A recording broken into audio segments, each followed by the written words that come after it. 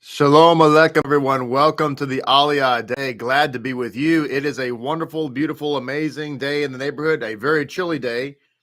It was so warm yesterday, and now, we dropped 20 degrees in one day. In case you wonder, this is Texas. North Texas is kind of like that. It's very kind of, back and forth a lot of times with the weather. So, in any case, glad you're here. Listen, we had our open house yesterday. It was a fantastic time. It was really, really good. Very well attended, actually. I was very pleased with everything. It was so wonderful. We had people that we did not know, of course, show up, and a few people we did know who showed up. It was just a blast. I had a couple of friends of mine come, neighbors who came, and then we had, so for security reasons, we had this big, interesting, we had this huge law enforcement presence yesterday because we had a police officer that we had arranged to come in to be present, for security reasons. And so he's a great guy, and we had a good time getting to know him. And now he wants to be, on call for us whenever we need him. So that's awesome. Then I have another friend of mine, a good friend who is a federal agent, and another good friend of mine who is a longtime police officer in one of our local police departments. And then our HCO that was in, Craig, he's retired law enforcement. So we had all these it was great. We had all these, law enforcement people.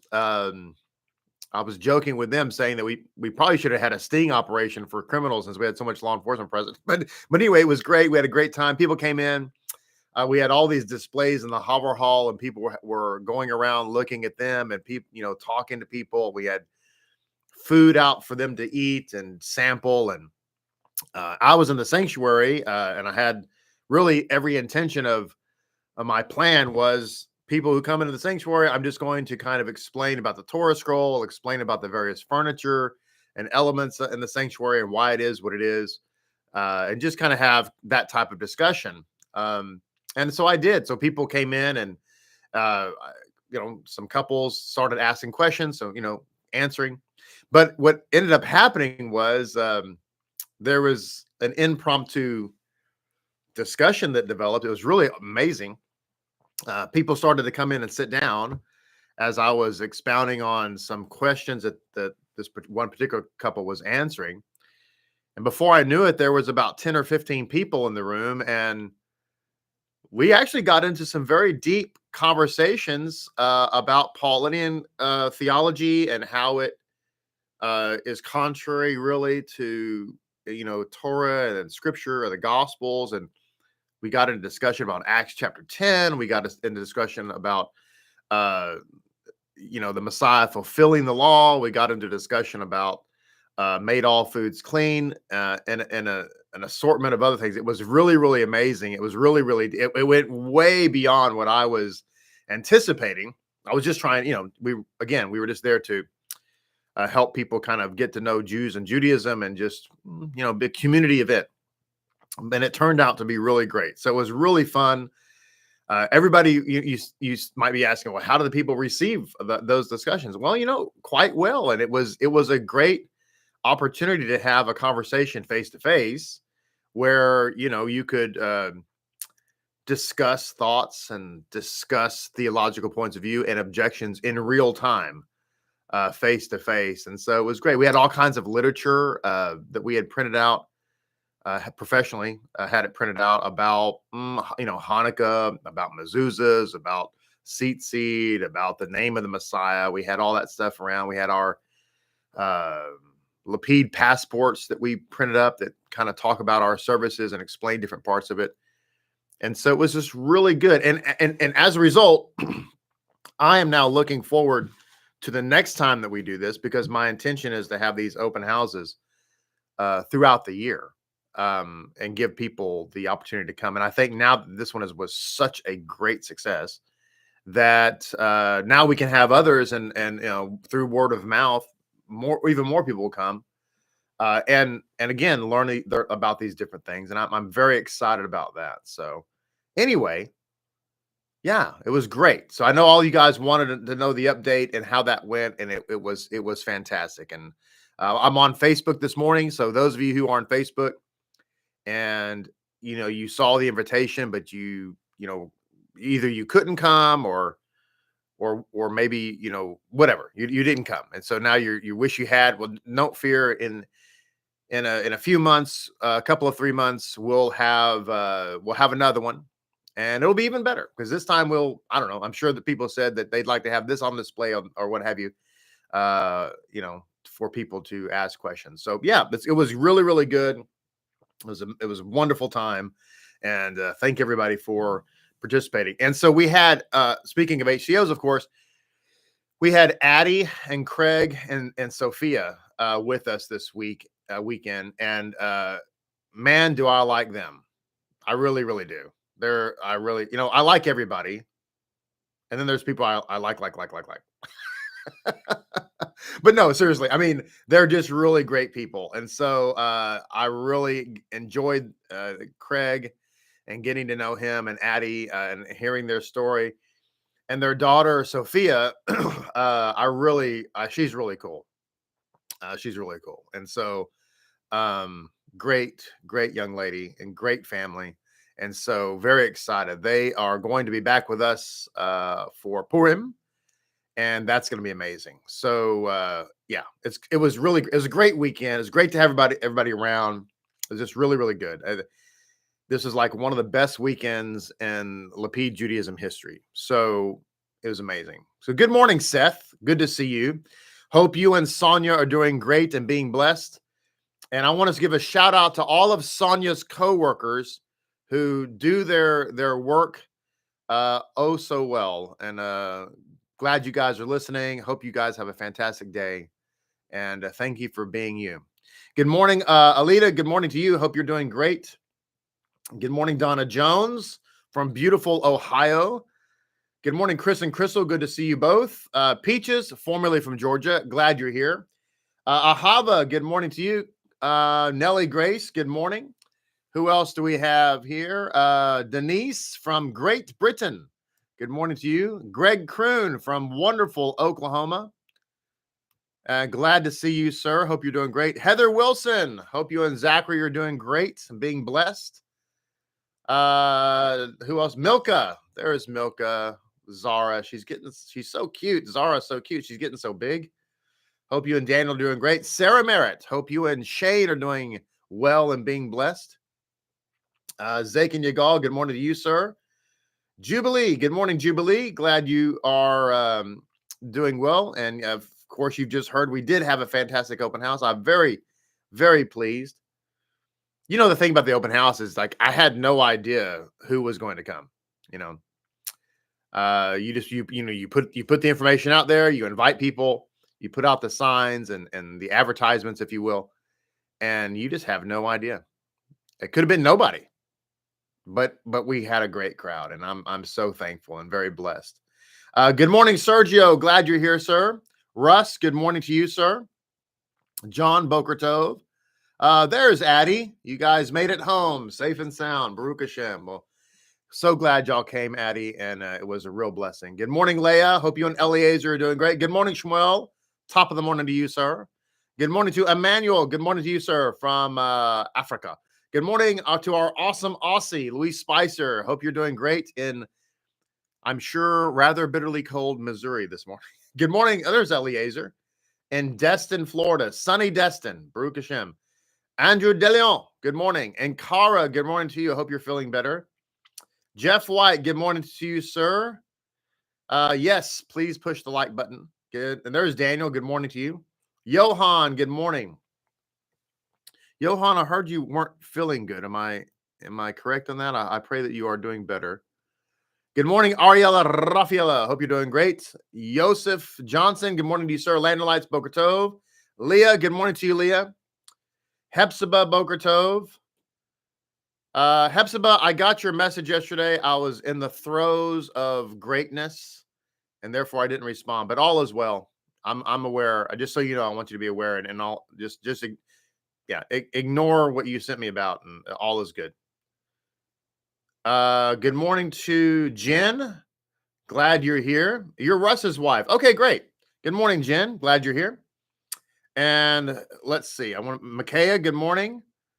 Micaiah and Amana were manning, or they were actually womaning. They were womaning the children's classrooms last night, and that was great too. So appreciate their involvement. Good morning, Gianna. Kristal, good morning. Thelma, Boker Tov to you. And who else do we have? Bien and Beard of Prey. It's a great name from snowy Calgary, Canada. Good morning, Curious Comics. Good morning to Curious Comics. Good morning to you, and Baruch HaShem. All right, so it's a great day. It's a great morning. We had a great time, and life is good. So, in our Torah portion today, we start to get in, to the genealogies, the generations. Good morning, Shoshana. Generations of Isaac. Abraham has passed away at the end of our last portion, and now we have the generations of Isaac in Parashat Toldot. So it starts out by saying, and these are the offspring of Isaac, son of Abraham. Abraham begot Isaac. So I want to read this insight here as just related to that phrase from Rabbi Monk's commentary. Abraham begot Isaac. So it says, despite the multitude of proselytes converted to Abraham's faith, and all the children of his wife Keturah, and of his son Ishmael, previously mentioned, Isaac was the only worthy successor of the patriarch. Now let's pause here for a moment and talk about an unfortunate reality of life. We've talked about many are called and few are chosen. Yeshua, the Messiah, the divine Messiah, talked about the fact that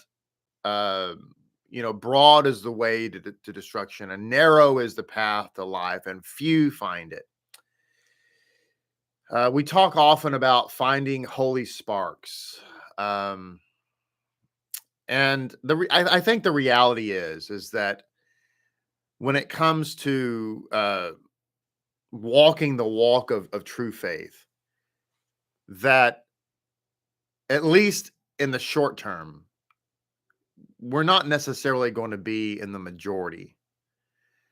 Now that's going to change. Well, I was going to say that could change, but the reality is it's going to change. Like eventually, according to the Bible, according to the Tanakh, everybody will be walking this walk. And we all know that. Like in the end days, everybody will be believing in Yeshua and living this Orthodox Jewish life. That's just a reality, okay? That's what the scripture says. But in the meantime, I think the unfortunate reality is that, we're probably not going to have a mega synagogue. Not that we necessarily want that. I mean, on the one hand, you'd want to have, thousands of people who attend maybe and follow this path because that's exciting. And also not just exciting, that's not the right word, but you know what I mean? It's exhilarating because people are following truth. What I'm trying to say is, and maybe not so eloquently, is that we have to come down to reality and understand that it's the few and the proud. And look at Abraham. Look at all the people he converted. As it just says here, he converted them. They were proselytes to his faith. And we also learn about Abraham. If you study any of the ancient rabbinic literature, as I've mentioned countless times, Abraham was an active evangelist. I mean, he was actively in various ways trying to get people to come into his faith. Okay. And then of course he marries Keturah. They have a bunch of kids, but none of these other streams end up panning out. At some point, Keturah's children kind of fizzle out. Like they don't continue walking the walk. At some point, all these proselytes that Abraham and Sarah converted don't end up continuing. Like at some point, I don't know if it was their kids or their kids' kids or what have you. But at some point, it doesn't continue. The only stream that continued was Isaac. I mean, look at Yeshua. Yeshua had at times thousands of people following him. And, you know, if you think that the Torah teachings here at Lapid Judaism are good, can you imagine what they must have been like sitting at the feet of Yeshua? And yet, at the end of it all, he had 11 guys left. Now, women too, but basically 11 guys left. And so I'm just saying, and a couple of them, by the way, were shaky. So this is the reality. You know, our movement is going to grow, to be sure. I think that I know that these open houses, for instance, and other things that we plan to do that are just community, and they're truly just community events, outreach events, goodwill events. I like to think of them, just goodwill to the community.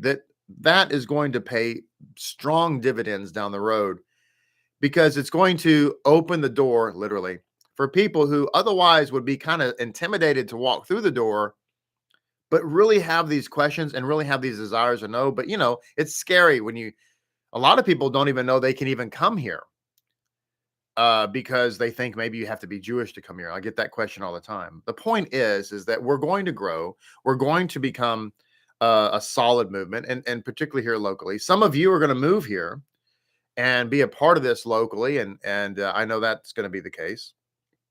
But at the same time, we have to kind of take solace in the fact that it's a narrow path. It's a remnant.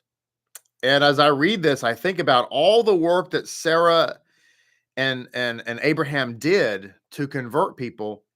And at the end of their life, all they really have to show for it is Isaac. Now, it's not to take away from what they did, but I think it's just a point that the truth is not always popular. You know, I talked about on Shabbat that none of Joseph's brothers believed in him. None of David's brothers or his father believed in him.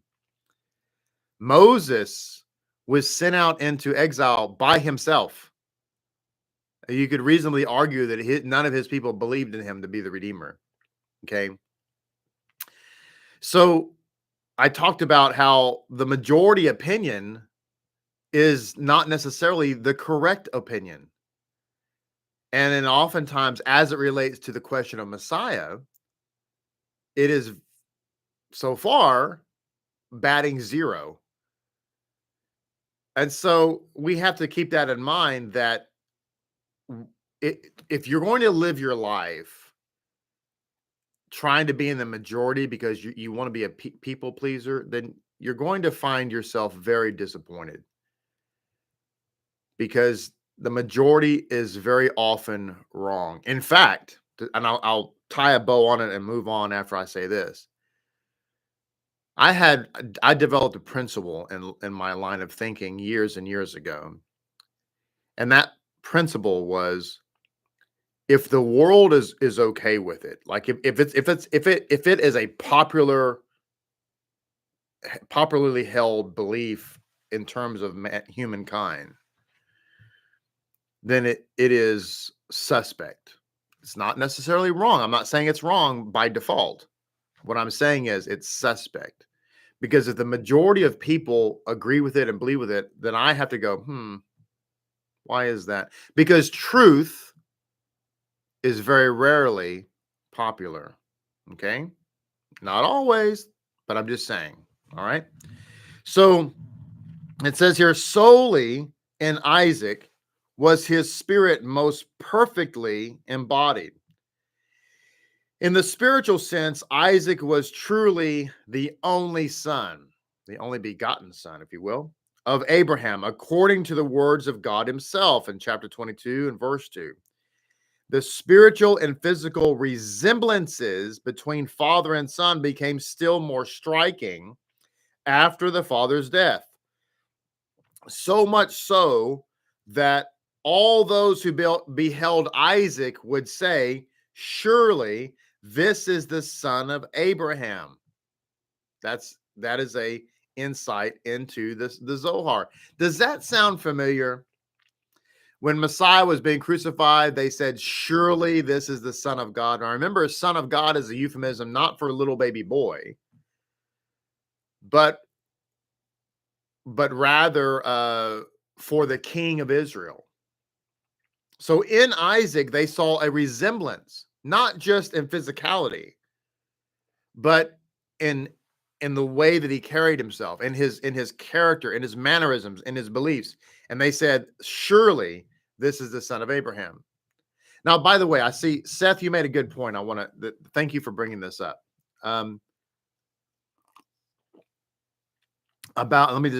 This is a great segue or opportunity anyway to talk about what he just mentioned. The Baal Shem Tov and Hasidic Judaism. Some of you don't know this. Some of you already know it. Some of you are watching this program and you're pretty new, and so you don't realize this. Hasidic Judaism today. Now, Hasidic Judaism has many different sects in it, but basically, this is the black and white Jewish people, like clothing. Oftentimes, they have the long peyot, okay, and so forth and so on, okay. Hasidic Judaism today, when you think of that, what I just said. When you think of that, you think of that's Judaism, right? Today, for all intents and purposes, Hasidic Judaism really makes up the core, the heartbeat of Judaism. It was initiated in the 1700s, about the mid 1700s, by a gentleman known as the Baal Shem Tov. The Baal Shem Tov he had no formal education. He had no formal ordination. Anyway, he just started the Hasidic movement. Now, what people may not know is that for nearly right at 100 years, the Hasidic movement was considered universally by all of Orthodox Judaism to be absolute heresy, to be completely wrong. In fact, it was led actually by my relative. Yes, literally my relative, my great uncle, the Vilna Gaon. I'm directly related to the Vilna Gaon. And so the Vilna Gaon, who at the time was, like the big rabbi amongst rabbis, he led this movement. And they wrote what's called Karim, or bans, against Hasidic Judaism. You were not allowed to marry into them. You weren't even allowed to rent a room to a Hasid. You were not allowed to eat their meat. You're not allowed to let your daughters marry their sons, and vice versa.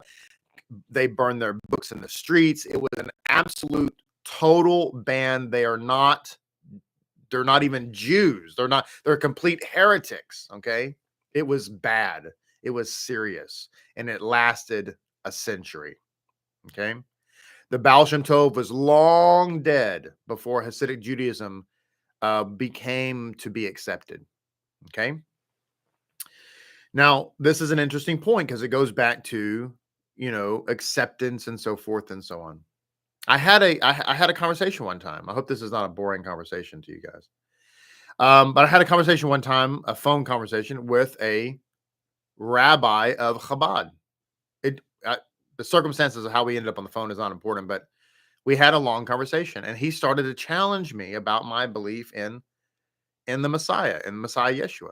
And we had a long discussion about it. I gave him my point of view and why I thought, etc. And he, was objecting at certain points. But at one point in the conversation, he said, I don't see how you could believe in the Messiah, in this guy, to be the Messiah, if all of Judaism has rejected him. And so I pushed back on that and said, well, frankly, Rabbi, that's not a true statement. Like, not all of Judaism has rejected him, actually. I haven't, and I'm a part of Judaism. But putting that aside, if you go back in history, that's actually just not. It's fundamentally not. It's a false statement. Has the majority? Yes. Has all? No. And then I brought up King David. I brought up Joseph. I brought up Moses. And I told him what I'm telling you, that the reality on the ground is we have not, as Jews, we have not done a very good job at being correct about who is or who isn't the Redeemer. Okay. In fact, we've been wrong every single time. And by the way, the people who ruled that David was not a Jew and therefore could not be king was the Sanhedrin. Yeah, it wasn't a handful of misfits. It was Doeg, the Nasi of the Sanhedrin. So if you want to get down to brass tacks, the Sanhedrin in the time of David ruled that David was not a Jew and therefore couldn't be king. You hear the words that are coming out of my mouth? So you see, sometimes you're like, So anyway, and I said, and also, Rabbi, you have to understand that your sect of Judaism, Hasidism, was absolutely rejected by all rabbis for 100 years. I told him this very thing I'm telling you, which, by the way, is an absolute historical fact. Okay. And the rabbis pushed back and goes, well, that's not exactly true. Blah. And he tried to kind of, refute that. And I said to him, Rabbi, you and I can have an honest conversation and an honest debate about this topic of the Messiah. But what I cannot allow you to do is to rewrite history. You cannot go back and pretend that what I just said is false, because it's not. And I've got the receipts to prove it. And he hung up on me. That was the end of the conversation. The line went dead. Literally went dead. Because what I just said is a fact. Okay. So going back to Abraham and now Isaac, Abraham works his whole life, and really what he has to show for it is Isaac. So broad is the way, right? And narrow is the path. Now let's go over here to I'm going to go to the introduction of the Kehillat Chumash. How many of you, by the way, what I just said, everything I just talked about, like for instance with Hasidic Judaism, how many of you did not know that before today? Now, some of you have been around for a while. You've probably heard me say this before, but how many of you, I'm just curious, before just now, how many of you did not know that the whole of Orthodox Judaism, which back then there was only Orthodox Judaism, there wasn't any reform or anything like that. That didn't come until the 1800s. But how many of you did not know that Judaism absolutely rejected the Baal Shem Tov and all of his movement as absolute heresy, like heresy as in idolatry heresy? How many of you did not know that until today? Baruch HaShem. Let me know. I just put it in the chat. I'm just curious. So it's Toldot. It goes on to say, I'm just going to read some pull quotes here from this introduction to the Kehillat Chumash because they're so interesting. It says, Isaac understood, and in all likelihood, so did Abraham, that as revolutionary and necessary as Abraham's work was, it was by nature of limited effect. Okay. Abraham's method of disseminating divine consciousness was to spread it to everyone, to reach the widest possible audience by making no prior demands on his listeners. This was really the only way he could succeed in publicizing his message. For since the world was not yet interested in what he had to say, stipulating conditions would have unnecessarily limited his influence. The disadvantage of this approach was that by not requiring any preparatory work from his audience, Abraham did not effect any permanent change in them. So this is one of the reasons why there is a length of time to the conversion process. You know, in the Christian world, you know, you can walk in the door, and if you just say you want to believe in JC, they'll get you saved that day and potentially get you baptized that afternoon.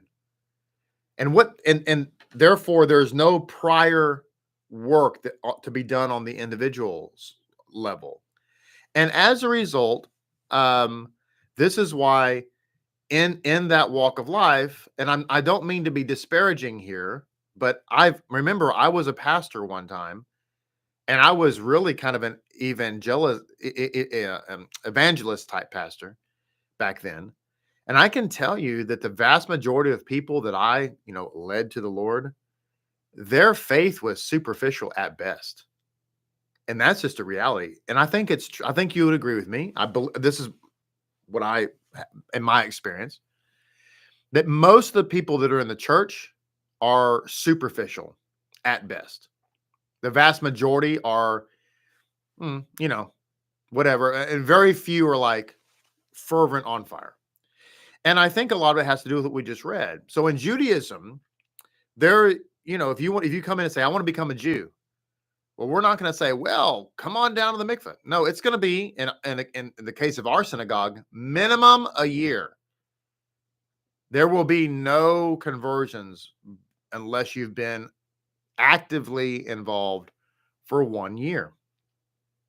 Now, that's disappointing to some people because they're so eager, and I get it. But it is a hard rule. And the reason it is because of what we're talking about here. We want this to permeate the being of the person. And in other synagogues, it could be anywhere from 2 to 4 years. But again, it goes back to this discussion of allowing the person to begin to do the work to become changed, if you understand what I mean. And part of that goes back to this principle of the human being, that we honor that for which we work. We all know nobody cares what happens to the rental car, right? Because it's not your car. You're not making the payments. And so, you ding the door on a rental car and you're like, oh, well, that, I'm saying? Same thing for a rent house a lot of times. And I'm not saying this is the right thing to do. I'm just saying that this is human nature. Why is this the case? Because it's not yours. If you've worked for it, if you've paid for it, if you're paying for it, it's special to you. And this is why the free grace message fails so often, is because nobody appreciates that which is given to them. Generally speaking, are there exceptions to that? Of course there are, but generally speaking, people don't appreciate gifts as much as they appreciate that for which they worked. Okay. So when it comes to Judaism, one of the reasons why there is a merit system, if you will, is because God knows the human condition that we appreciate when we put effort into things. When we make an effort, we take ownership of it. So another pull quote here. They remained essentially, so let me back up. Similarly, Abraham may have impressed and inspired his audiences, but since he did not require them to do any homework, that is, to follow up on his teachings by refining themselves further, they could not attain any levels of divine consciousness higher than those he could expose them to himself. They remained essentially unchanged by his teachings. So the teachings have to change us. We're talking here about the generations of Isaac in this kind of broadly, and the standpoint that it was only the generations of Isaac that led to any lasting change. Okay. And that's because of what we're talking about here, that those generations actually put in the work. Whereas all the other people he converted, unfortunately, they didn't maintain it throughout their generations. Okay. So it says here, this is not meant to belittle the tremendous impact of Abraham's efforts. He influenced thousands of people and attracted a sizable following. But these masses were nourished wholly by his inspiration, his charisma, and his personal example. When they left his presence and resumed their own lives, their enthusiasm for his teachings waned. So it says, Isaac thus sensed that the very approach responsible for the outstanding success of his father's program was paradoxical, also the greatest threat to his perpetuation. He understood that in order to ensure the continued success of his father's undertaking, his own discipline, his own strictness, his own rigorousness, and a respect for standards would now have to complement his father's loving kindness, just as his mother's particularism had to complement his father's universalism. So Isaac understood that, you know what, we can't just teach the message and inspire people. We actually have to have standards. We have to have halakha. We have to have a discipline. We have to teach them to walk the walk, which really is what Judaism is all about. It's not just about, this is why it's just not about faith. I had a great opportunity yesterday in my discussion with the group, my impromptu discussion, kind of droshy. I got the opportunity to talk to them about the lie of salvation being a free gift. I told them that that's not true at all. And of course, I walked them through. Everybody there, as far as I know, kind of were either Christians or had exposure to that or whatever. And so I said, you come down and you give your life to Christ, but what do you have to do in order to do that? In order to, accept Christ as your Savior, you have to lay your life down on the altar. You have to give your life to Christ. I mean, that's what Christianity teaches, that when you go to the baptismal, the reason that they do the baptismal like Count Dracula is because you're supposed to be dying when you go in the water and then resurrected when you come out of the water. That's why you look like Count Dracula coming out of the coffin. The whole point is that you're supposed to die to self and be alive in Christ, etc. So I told the group that, ladies and gentlemen, that's not free. If you have to give your life, then that's not a free gift.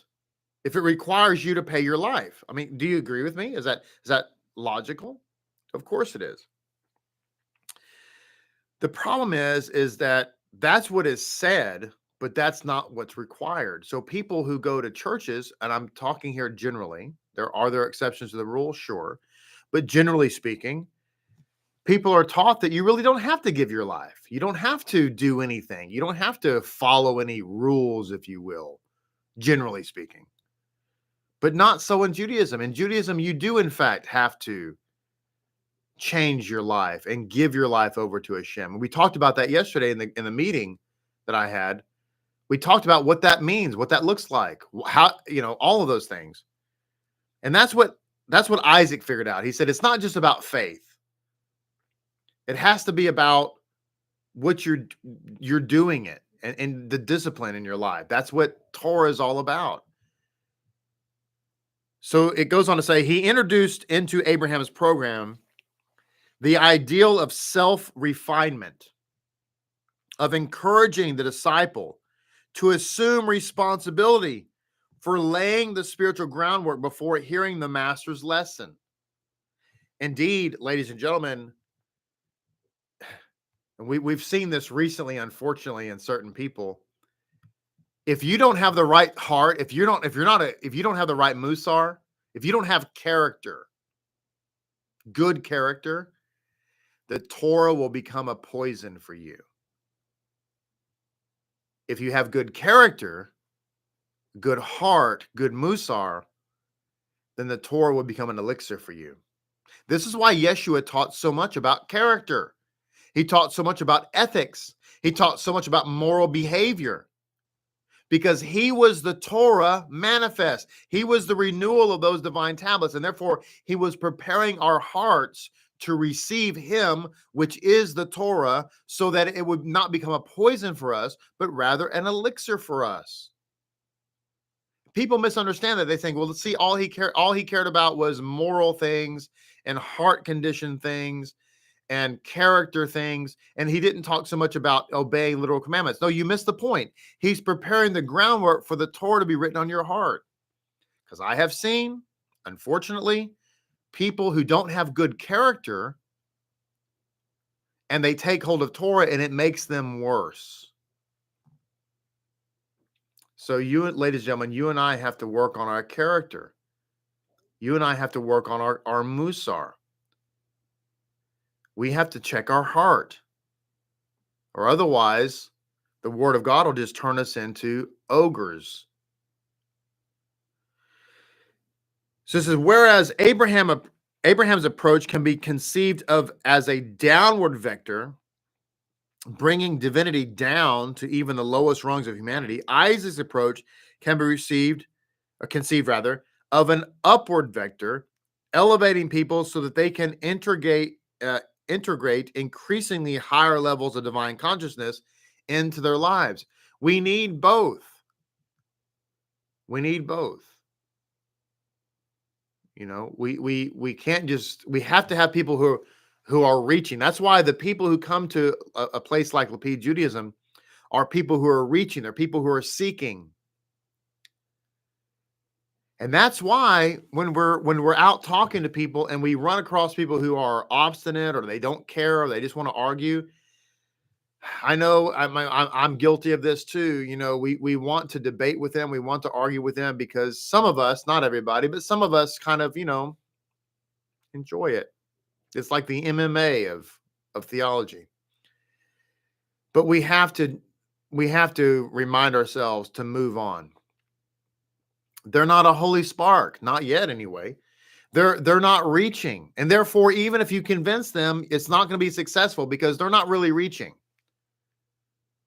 That's the point. It goes on to say, this was precisely the message Isaac communicated to the world by digging wells. Now, it talks about the wells later. We're going to find out these wells are actually a euphemism for converts.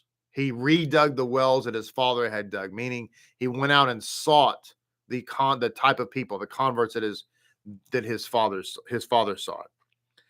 So it says, as opposed to filling a pit with water brought from elsewhere, digging a well reveals an already existing source of water merely concealed beneath the layers of the earth.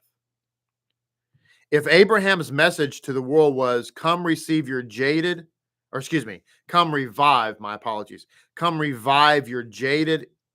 insensitive minds with the refreshing water of divine consciousness, Isaac's message was, now that you have been revived, look for your own source of water.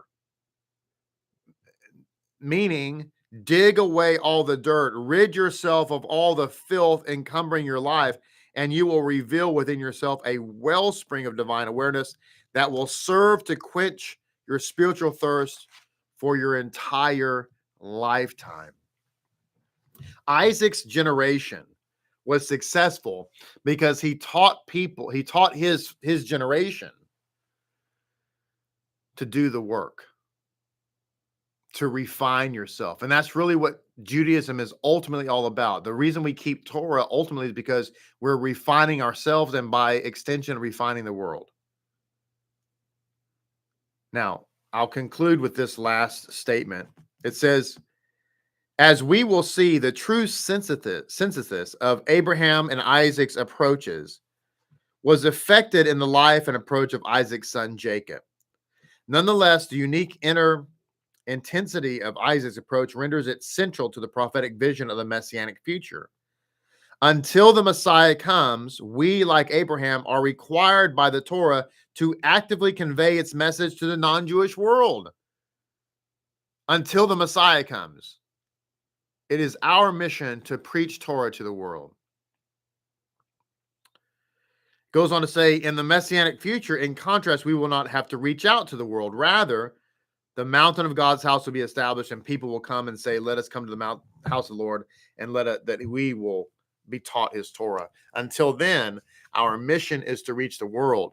And the way that we do that is by encouraging them to believe in the divine Messiah, Yeshua, and refine themselves with the water of Torah. End of our Aliyah today. Thank you so much for being a part of the program. I will look forward to seeing you tomorrow. A little community note here. This is the week of Thanksgiving. Happy Thanksgiving to everyone. I hope you enjoy your Thanksgiving holiday and enjoy some kosher turkey, Baruch HaShem. There will not be an Aliyah on Thursday because of the holiday. I'll be coming back on Friday. So we'll be here tomorrow. We'll be here Wednesday. We'll be off on Thursday for the Thanksgiving holiday. By the way, did you know that the word for turkey is the same word for thanksgiving or thanks in Hebrew? Did you know that? It's the same word. Interesting, huh? Anyway, Thanksgiving, for those of you who don't live in the United States, you have no idea what I'm talking about, most likely, because Thanksgiving is an American holiday. It's not celebrated anywhere else, as far as I know, because you're not Americans. But so, in case you're watching from across the world and you're wondering, Thanksgiving is an American holiday that celebrates, the founding of the new world, basically, in America specifically. So, God bless you guys. I will look forward to seeing you tomorrow. Until then, have a great and amazing day.